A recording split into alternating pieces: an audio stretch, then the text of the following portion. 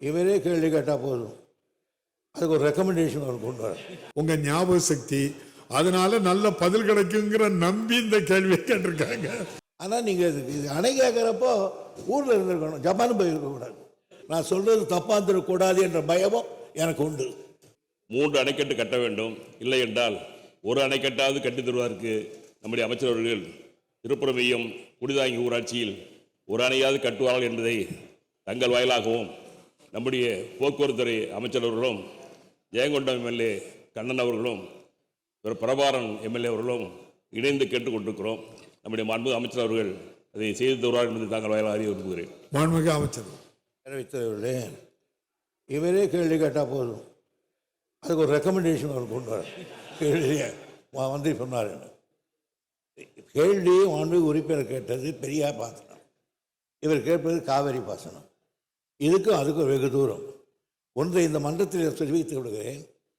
ஒரு உறுப்பினர் ஒரு கேள்வி கேட்டால் அதுக்கு பதிலை எப்படி தயார் பண்ண வேண்டும் என்றால், சப்போஸ் அவர் நம்முடைய இங்கே கேள்வி கேட்டார் நண்பர் செந்தில்நாதன்.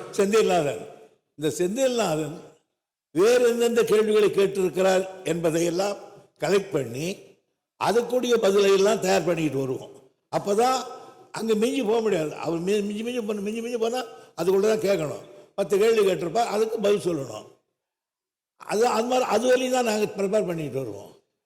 அது காவேரிக்கு முன்னால் இந்த பக்கம் கட்டர் பண்ண முடியாது. அதனால் இவ்வளவு அக்கறை இருக்கிற ஒரு தனி கேள்வி போட்டிருக்கணும். யூஸ்வலாக என்ன செய்வாங்க, நாங்கள் இருந்த காலத்தில் இந்த மாதிரி அவுட் ஆஃப் தி கொஷின் கேட்டால் தனி கேள்வி போடுவோம் அப்படின்னு சொல்லி உட்காந்துருவாங்க. அது எங்கள் சாதி பட்சம் அது சொல்லிட்டு அப்படி உட்காந்துருவார். ஆகையினால அன்பழகனுக்கு நான் ஒரு இவ்வளவு கேட்டதால் எப்படியும் ஒரு அணையாவது கட்டித்தரேன். ஆனால் நீங்கள் இது அணை கேட்குறப்போ ஊரில் இருந்திருக்கணும், ஜப்பான் போயிருக்கக்கூடாது. இந்த சபையில எல்லாருக்கும் ஒரு நம்பிக்கை என்னன்னா, உங்க நீண்ட நெடிய நீர்வளத்துறை அனுபவம், உங்க ஞாபக சக்தி, அதனால நல்ல பதில் கிடைக்குங்கிற நம்பி இந்த கேள்வியை கேட்டிருக்காங்க மாண்புமிகு அமைச்சர். எனவே தெரியவில்லை, கூடுமான வரையில் ஒரு கேள்விக்கு நான் கிட்டத்தட்ட 2 மணி நேரம் 3 மணி நேரம் ப்ரிப்பேர் பண்ணி ஒத்திக்க பார்த்து தான் வருவேன் இப்போவும்.